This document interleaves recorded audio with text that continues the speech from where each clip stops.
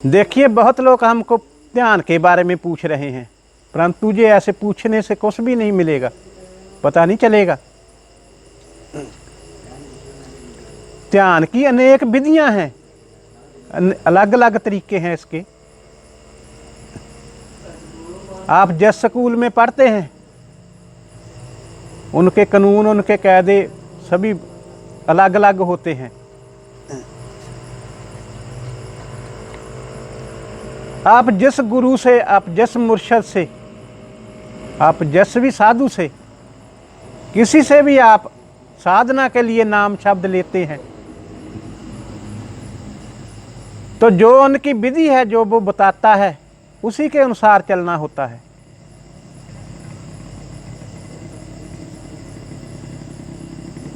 आप गुरु की कमांड में रहोगे तो आपको खतरा नहीं होगा, आप जल्दी ध्यान लगाने लग जाओगे। अगर आप अपनी मर्जी करोगे तो आपके लिए अच्छा नहीं होगा।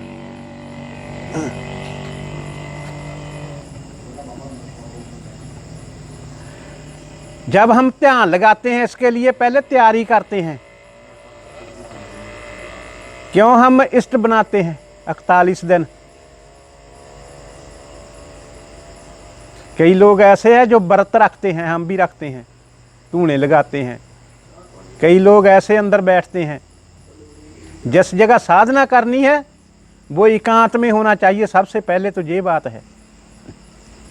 एकांत में कैसे? घर में अलग कमरा होना चाहिए जिसमें बैठना है। दूसरे किसी भी इंसान का आना वर्जित है, मना है। आपके पास कोई दूसरा आदमी आता है या बैठता है तो वो आपको ध्यान नहीं लगाने देगा। इसकी पहले तैयारी करनी पड़ती है। ये आत्मा का प्रकाश एकदम नहीं होता, धीरे धीरे नहीं होता, एकदम होता है जब भी होता है। इसलिए हम साधना के लिए इष्ट रख के, इष्ट बना करके, नियम बना करके उसमें बैठते हैं। तो कई बार तो ऐसा होता है कि आत्मा का प्रकाश पहले भी, शुरू में भी हो जाता है। अगर आप गुरु की कमांड में नहीं है तो आप पागल भी हो सकते हैं।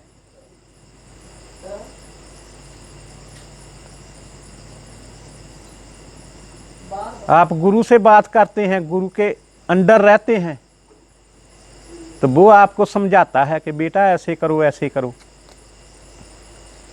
जब आप ध्यान लगाना शुरू करते हैं तो आपके जो मन की परतें हैं वो खुलने लगती है।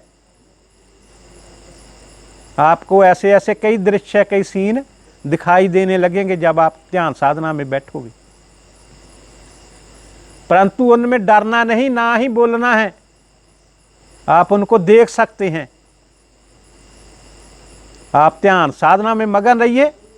ध्यान साधना चेतन होकर के करो। पहले गुरु का शब्द आपके कानों में आवाज देता रहे, सुनाई दे आपको। आपको कोई भी दृश्य नजर आ रहा है, उसकी तरफ देख सकते हो। अपने विचार नहीं प्रकट करने, आपने साधना करनी है।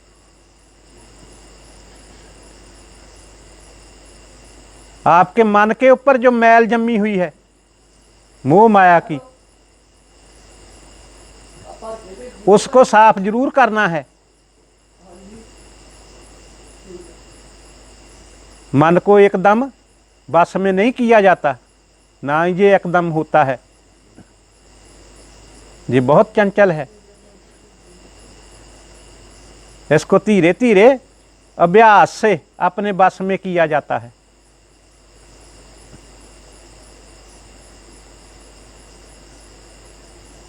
जब आप ध्यान साधना में लगते हैं फिर आपको आत्मा का प्रकाश दिखाई देगा। पहले वो आत्मा नहीं होगी, उसका प्रकाश है। अगर आप डर गए तब भी आप रह गए। आप मुर्शिद से बात करो, वो आपको बताएगा कि आगे चलिए बेटा, हम आपके साथ हैं। आप ध्यान साधना में जब चलने लगते हैं तो फिर जब अंदर का रास्ता खुलता है, फिर उस साधक को पता चलता है कि ये ध्यान साधना क्या चीज़ है, ये सुरती क्या है।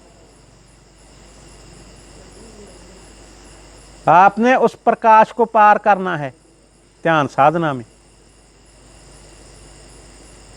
जब आप उसको पार कर लेते हैं, फिर आपको आत्मा का मिलाप होता है।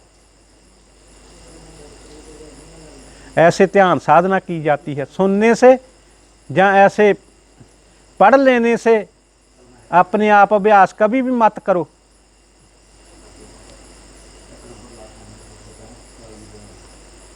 आप मेडिकल में जाओ, वो बोलते हैं कि डॉक्टर की आज्ञा के बगैर कोई भी दवाई मत खाओ। इसीलिए हम बार बार बोलते हैं कि साधना जिसने भी करनी, औरत है या मर्द है, कोई भी कर सकता है। प्रभु को सभी याद कर सकते हैं। ये जो इंसान मर्द और औरत के अंदर बोल रहा है, यही आत्मा है, इसी का ही मिलाप होता है। प्रभु ऐसे जंगलों में पहाड़ों में ढूंढने से नहीं मिलेंगे, इसी आत्मा के साथ ही मिलेंगे। जब आपको आत्मा मिल जाएगी तो आपको प्रभु भी मिल जाएंगे।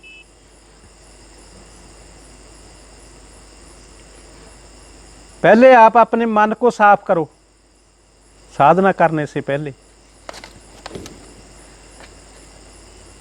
आप साधना पर बैठने के समय ऐसा नहीं होना चाहिए जो आपने पीछे किया है, चाहे आज के दिन का ही हो, वो आपके मन में है, उसके विचार आपके मन में है।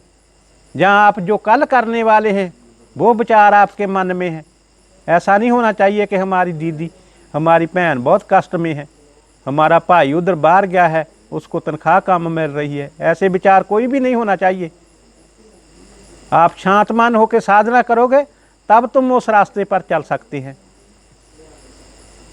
इसकी पूर्ण तैयारी करके बैठो। जब भी बैठो आप साधना करोगे तो आत्मा को जरूर मिल सकोगे।